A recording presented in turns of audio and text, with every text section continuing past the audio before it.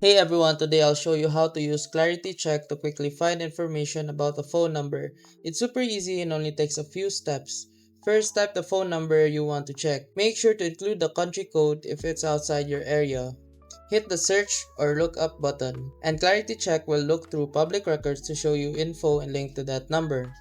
You can find the person's full name, possible home addresses, family members, and even social media profiles or email addresses.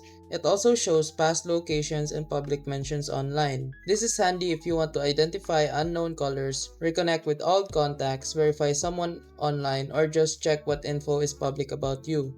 You can also use it to verify buyers or online sellers, check roommates or avoid scams and catfishing. And that's it. Clarity Check makes finding public info fast and simple. Give it a try next time you get a mystery call. And remember, if this video helped you fix something or saved you from wasting money, here's an easy way to support the channel.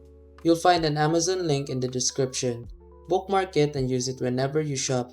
Whether you're buying tech or everyday essentials, a small portion of what you already spend helps support the work here at no extra cost to you. And trust me, Amazon won't even notice.